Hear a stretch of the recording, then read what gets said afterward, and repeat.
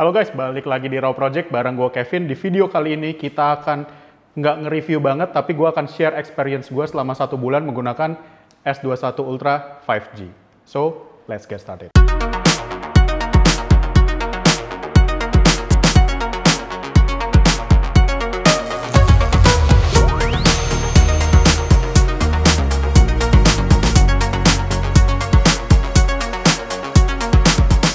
Yang pertama soal desainnya, gue tuh suka banget sih desain S21 Ultra ini. Kenapa? Karena menurut gue dari warnanya, ini gue pilih yang Phantom Black. Dan ini tuh menurut gue ganteng banget, gagah banget. Dan juga bagian kameranya itu statement banget nih dari Samsung. Karena berbeda dengan brand lain yang biasanya cuma berbentuk kotak dan juga tempelan dah. Kalau yang ini tuh, dia tuh seamless banget, kayak menyatu sama si pinggiran bezel-bezel si bodinya sendiri. Dan juga dari bagian depan dan belakangnya ini udah pakai Corning Gorilla Glass Victus atau Gorilla Glass 7 yang diklaim itu lebih tahan goresan dan juga tahan bantingan.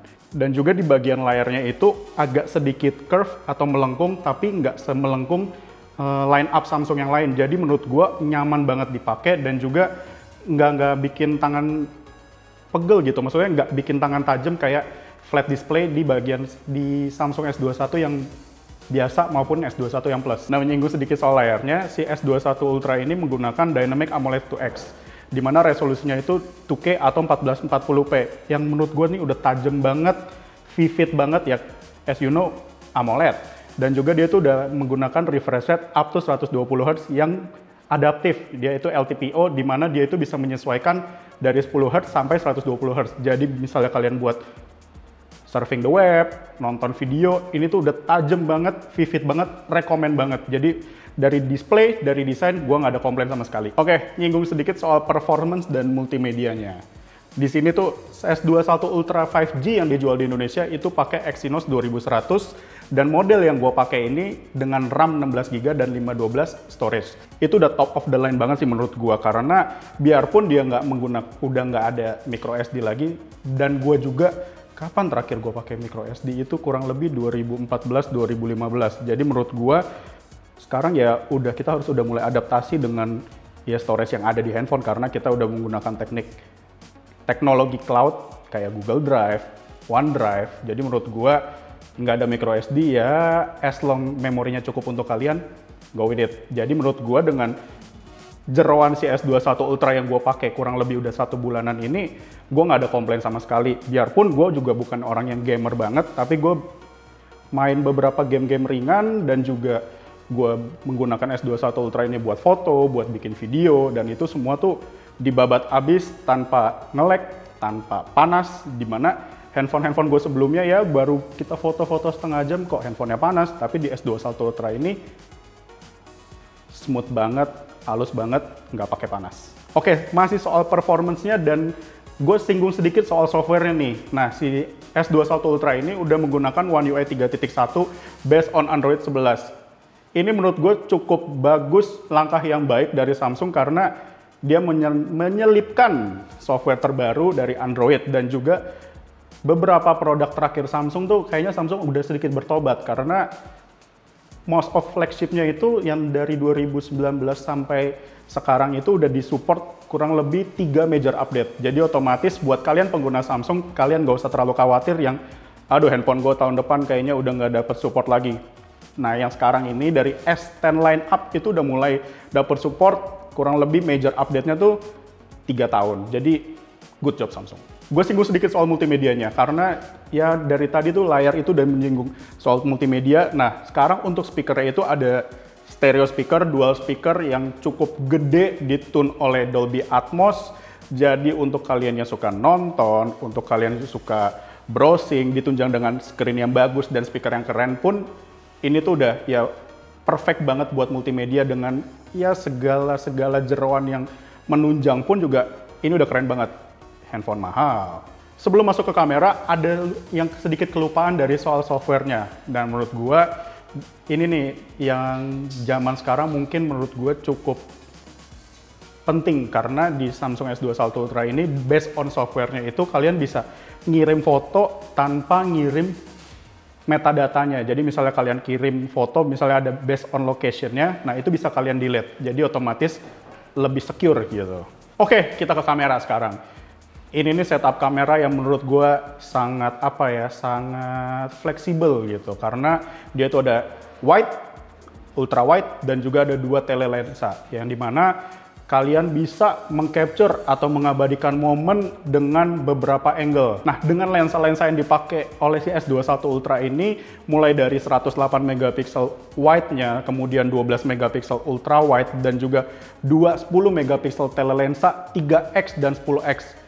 Kurang jauh apa? Nah, kalau misalnya kalian pengen ngezoom yang lebih jauh lagi, dia tuh ada fitur yang namanya space zoom. Jadi kalian bisa hybrid zoom, dia mengcombine digital dan optical zoom menjadi sampai 100x. Ini sedikit gimmick, tapi gue kemarin itu sempat mencoba untuk foto bulan dan hasilnya ya agak gimmick, tapi kelihatan bulannya sih. Jadi hasil-hasil yang dihasilkan oleh si S21 Ultra ini menurut gue udah cukup bagus, bahkan bagus banget untuk ukurannya 10x, 3x yang misalnya kalian pikir aduh agak cat air nih hasilnya atau agak blur. Nah, ini dia nih lensanya, karena 3x dan 10x si telelensanya ini berdiri sendiri, jadi otomatis ngezoomnya tuh optical bukan digital. Jadi kalau kalian tahu lensa fix, nah ini tuh kurang lebih sama. Nah, untuk lensa ultra wide-nya ini juga menurut gua Samsung pinter sih, karena dia menggunakan lensa ultra wide-nya ini bisa untuk foto dekat atau foto makro. Jadi misalnya kalian suka foto yang detail-detail, nah lensa wide-nya tidak bisa ngambil, jadi kalian bisa menggunakan lensa ultra wide untuk foto makro. Jadi misalnya kalian mau foto sedikit tekstur, tapi ya karena ini bukan telemakro banget, jadi di si lensa ultra wide-nya ini bisa digunakan untuk foto yang dekat. Dan untuk kamera selfie-nya sendiri tuh ada resolusi 40 megapiksel. Jadi buat kalian yang suka selfie ataupun suka ngevlog, jadi menurut gua ya 40 megapiksel gitu loh untuk selfie ya overkill. Dan juga untuk perekamannya pun juga mengambil dari flagship yang tahun lalu, juga dia bisa support sampai 8K 24 fps, dan juga untuk yang tahun ini atau S21 Ultra ini kalian bisa ngerekam 4K 60 di semua lensanya. Jadi ultra wide, kemudian wide, dan juga telelensanya itu bisa rata. Jadi dari ultra wide, wide sampai telenya itu bisa kalian rekam itu pakai resolusi 4K 60 fps.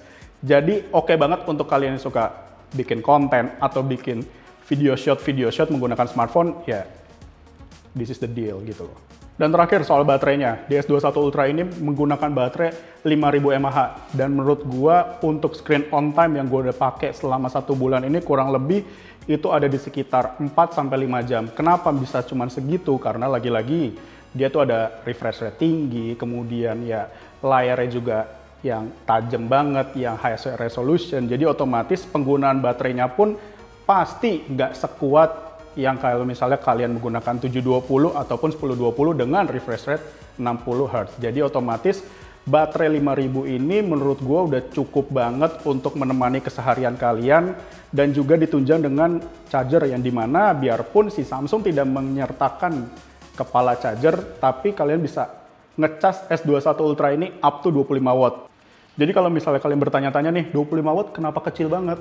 Percayalah, 25 watt itu udah cukup banget, karena gue ngecas dari 0 sampai 100% itu menyita waktu atau ya kurang lebih ada di 1 jam 10 menit. Jadi itu udah cukup banget sih, dan kalian kan biasanya ngecas itu ya mostly tuh pada saat malam sebelum tidur. Jadi ya 25 watt oke lah, dan juga menurut gue dengan adanya 25 watt ini tanpa harus 65 watt atau bahkan 100 watt, itu akan menjaga kesehatan baterai kalian tuh lebih panjang. Karena kan kalian beli handphone mahal-mahal, buat apa kalau kalian beli handphone mahal-mahal kemudian ya 1 tahun kemudian baterainya kok udah boros. Nah menurut gua dengan adanya si 25 watt, dan kalian bisa ngatur nih, kalian nggak mau yang super fast charging terus atau kalian nggak mau fast charging terus, kalian bisa matiin dari si handphonenya sendiri. Jadi menurut gua itu satu tips yang bisa kalian pakai untuk menjaga degradasi atau kesehatan baterai kalian sendiri. Dan juga di S21 Ultra ini udah menggunakan fingerprint dalam layar yang dengan teknologi baru. Ini pertama kali nih gue menggunakan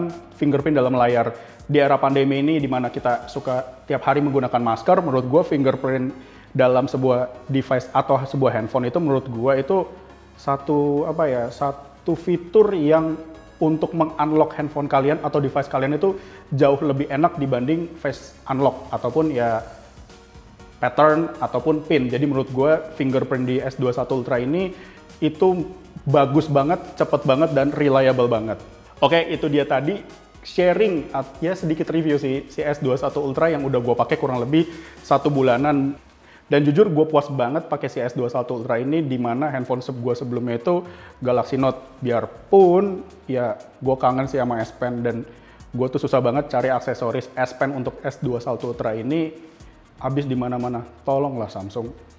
Jadi itu aja menurut gue review singkat sharing dari S21 Ultra ini. Jadi kalau misalnya kalian ada pertanyaan bisa kalian tanyakan di kolom komentar di bawah. Sekian, stay safe, stay healthy. I'll see you guys on whatever next video. Bye-bye.